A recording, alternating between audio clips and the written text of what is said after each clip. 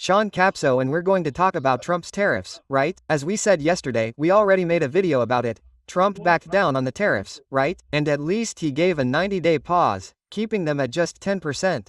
But the main point here is that he backed down. He warned that he wouldn't back down. He said there wouldn't be a pause, I don't know what, and he backed down, right? In fact, more than that, there was a rumor that there would be a 90-day pause on the tariffs.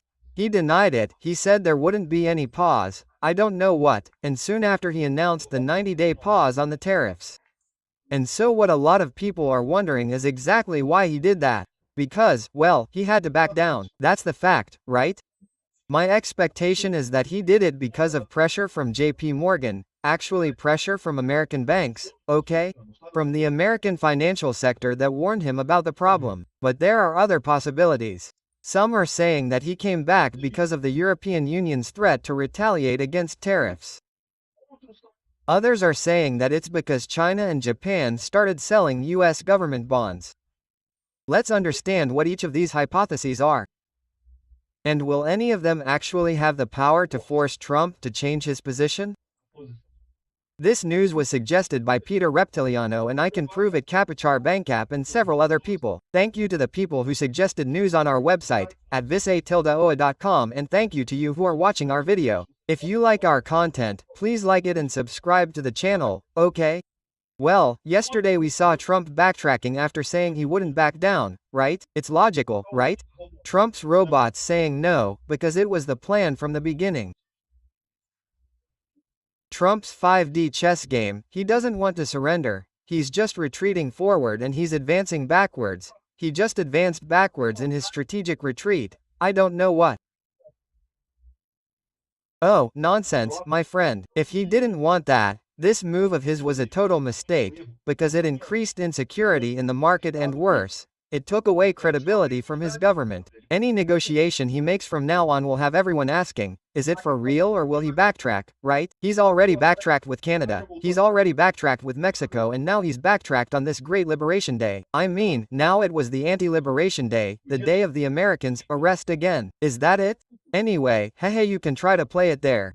Of course, the people who like Trump will try to say that it's, oh no, it's a plan, you see. It's his 38D chess game. I don't know what he wanted to do from the beginning. That was the plan from the beginning, right? A few hours ago, the same person was saying no, that we really have to impose a tariff, that we have to impose a tariff because it's a reciprocal tariff and whatever. In other words, right? It's obvious that people who like Trump or who are automated robots paid by Trump's team will keep talking this nonsense, right? But for those of us who aren't paranoid about believing that Trump is a genius, that he suddenly solved all the problems, and yes, I'm aware, the guy is a millionaire, the guy made money, right? But that doesn't mean that he's implementing good policies for the United States. In this case, for example, he may have made a ton of money yesterday, my friend. Who knew he would backtrack, right? Yes, and he bought stocks at the low point and made a ton of money yesterday. So that's what I'm telling you, the fact that he's good at making money for them doesn't mean he's good at running the United States, right? Anyway, and everyone is wondering, look, he's backtracking on China too, right? He wants to negotiate with China. Why would he say that? Oh, China wants an agreement with the United States, but doesn't know how to start. In other words, China didn't approach the United States to negotiate, didn't talk to the United States about negotiating, but he knows that China wants an agreement. In other words, he wants an agreement with China. He wants to backtrack on China too. He's already seen that this tariff thing went wrong and he wants to backtrack on this whole thing, right? The big question that remains is, why did it go wrong? As I said in the video yesterday, Trump had done this thing of increasing tariffs, mainly against China. Also in his first term, he increased a lot of tariffs against China, which also caused a drop in the stock market, but then things balanced out later on, right? The whole point is that this time he overdid it, right? And that's what I tell you, a little bit of a substance can be a medicine, a lot of a substance is poison, you'll die. And that's what I think. It's still my opinion that the people in the American financial sector, hey, you put a tariff of 20% on China alone. Now you're putting a tariff on the whole world with a lot of people, and stuff like that, and it's 104% on China. In other words, right, something that in a small dose is a medicine, in a large dose it kills the patient, right?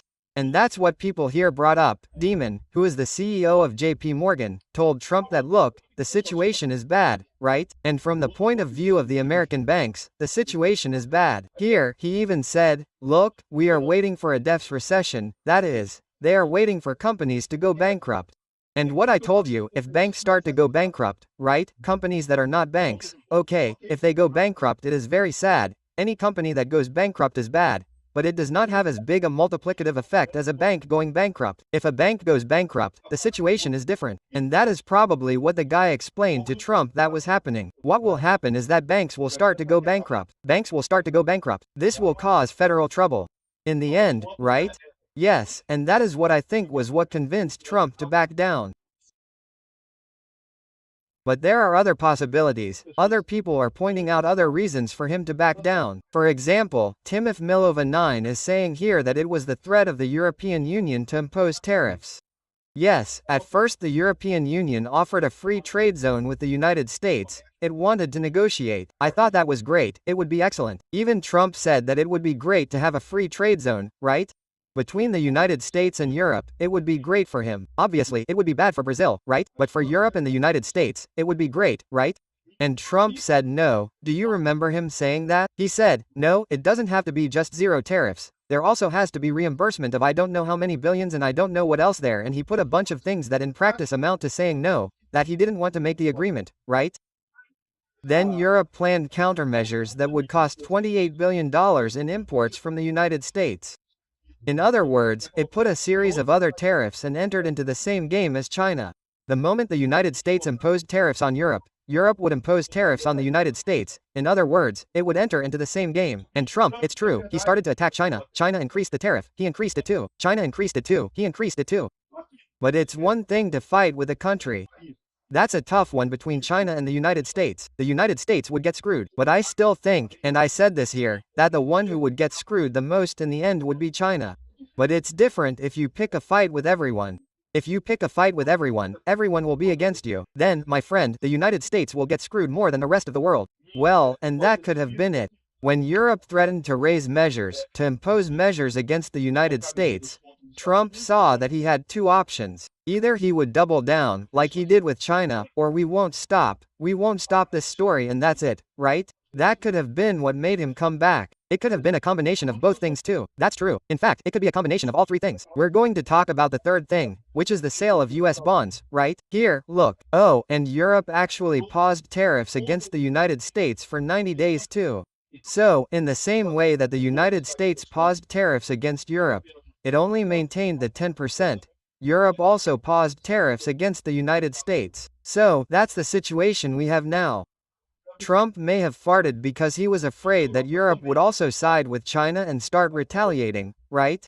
By the way, it's important to note this, okay? All the countries that offered to negotiate with the United States, and there were 70 countries that offered to negotiate with the United States, and I think that's really positive. You have to negotiate and stuff like that, really cool. But the truth is that the United States didn't negotiate anything, right? He backed out without demanding any changes, without demanding anything. So it's always good to remember that they offered to negotiate, but in the end no one negotiated anything. Trump didn't reach any agreement with absolutely anyone, right? Well, and there's another aspect to this story, right? And a lot of people are saying, oh, no, but Trump really wanted to hit China. It was only China that was Trump's concern. And again, I don't believe it. Look at what's happening. Trump wants to negotiate with China too, right? And what may have happened, a third factor is the issue of the American bond market. China says it will make a joint response with Japan and South Korea to the United States tariff. This news came out on April 1st, that is, before Trump's Liberation Day and so on. The three countries had already agreed to make a joint response to these American tariffs. And why would China, Japan and South Korea together make what kind of response could it be? Could it be an increase in tariffs? Oh, but China increased it, Japan didn't, so that's not it, right? The answer lies precisely in the American government bonds. Japan is the largest holder of American government bonds in the world, right? No, so, if you look at it, most of them are American investors, but a considerable portion are foreign investors. And of these foreign investors, Japan is the one that has a large amount of bonds, which has the largest amount of bonds, followed by China. So, China and Japan have a very large amount of US Treasury bonds. They, the United States, owes money to China and Japan in large quantities. And remember Trump's goal? According to what they said, according to Navarro's story, right? Because that's Navarro's plan, to use this to reduce the US debt, right? The plan that wouldn't work, as I told you, is a stupid plan, a Keynesian plan, a Raddatist plan. It seems like something that came out of Haddad's head, of Manteiga. It wouldn't work, but his plan was precisely for you, to pay off the US debt with this money from the increase in import taxes, right? But then what did they start doing? What did China and Japan start doing? They started selling US government bonds. And remember, US government bonds, just like the Brazilian government, the US government is also trying to sell these bonds all the time. The result of this is that, since there were a lot of US government bonds on the market, the US government started to need to raise the interest rates on the bonds in order to sell their bonds, right? So here it is, look, President Trump's decision to delay the tariffs for 90 days is linked to the Japanese activity of selling US debt, according to the Fox Business reporter here. Yesterday, the White House capitulated due to the bond market, right? The bond market. Financial experts report that it was Japan, not China, that caused the sale of bonds that led to the increase in interest rates. In other words, look at what was happening. Trump wanted to do all this stuff to lower the interest rates on US debt so that the Fed would lower interest rates there. But the interest rates that matter are the interest rates that the United States has to pay to issue new bonds. And that was going up here. Look what happened here, look. At first, when Trump announced the tariff hike, bonds actually fell. Why did they fall? Because everyone saw that it was Navarro's plan, that is, there will be less global economic activity. The Fed will lower the nominal interest rate in the United States. There will be less trade, more money will go to the American government, not to the Americans. The Americans will get screwed with the tariffs, but the American government will collect more, and with that it will be able to lower the interest rates on the thing. So, the interest rates fell at first, but on April 7th, interest rates started to rise. How did interest rates go up? Why did interest rates go up? And the response to the increase in interest rates was precisely Japan selling debt securities. They say that in an agreement with China, China was also threatening to sell. It wasn't China yet, it was Japan, which has the most American debt securities. But China was also prepared to sell, and South Korea also has a considerable amount of American debt securities here, and would also sell these securities, right? And then, in other words, the effect was that it caught Trump on his heels, right? Trump wanted to do all this to lower interest rates on the debt, so he could have budgetary leeway, so he could spend money on other things. In the end, the movement was increasing interest rates on the debt, making the situation worse for everyone. That's what this analyst here is saying, right? And it makes sense if you look at the data, right? The value of US Treasury bonds had an interest rate of 3%.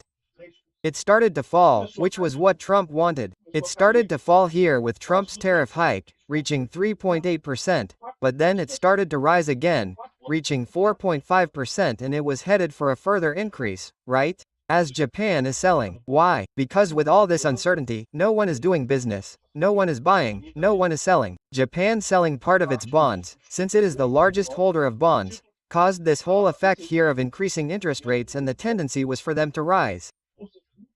In other words, in the end, what people are showing is that yes, China and Japan have measures, they have ways to counter Trump's tariff policy without using their own tariffs, right? In other words, Japan didn't impose any tariffs, it just went there and sold its debt. I don't want any more of your debt. And then, my friend, this caught Trump off guard in the end, right? In the end, the important thing is that Trump backed down. Thank goodness. You can see here that the interest rate went back to around 4.3%. Trump hasn't achieved anything he wanted with this deal so far. Let's see how things go from here, but it seems like another one of the government's erratic attempts, right? Unorthodox policies never work in the economy. The more Trump tries to change things, the worse things will get, right? Let's hope things calm down from here on out and that there won't be any new developments. I still think it was JP Morgan who convinced Trump, but it could be a combination of all three things. There could be a factor in each of these points. The American bankers, when I say JP Morgan, of course, I mean the American financial sector, right? He was the spokesperson for the American financial sector. The other banks were also saying the same thing. So he would have been the main factor, but there was also the factor of the European Union and also the factor of China. The European Union would have a fight. The United States is already fighting with China. There would be a fight with the European Union too. Soon we would have a fight with everyone. So my friend, not even the United States can fight this fight with the whole world, right? And the worst thing is the issue of interest rates on American bonds that were exploding due to the sale of Japan, also perhaps another factor in this whole story. Trump realized that Navarro is an idiot, as Trump said, as Musk said, right? Musk has already called Navarro an idiot, and that's true, it's a hatted. So, in other words, Trump realized that there was no point in doing this, that the interest on the debt would remain high, because China and Japan would guarantee that this would happen. In other words, he was forced to back down. Thank you for watching the video until the end. In addition to liking, sharing and subscribing to the channel, consider becoming a sponsor with amounts starting at $1.99. Click on the Become a Member button below to find out the conditions and advantages of sponsoring the channel. For more information about our project, visit our websites indicated on the screen.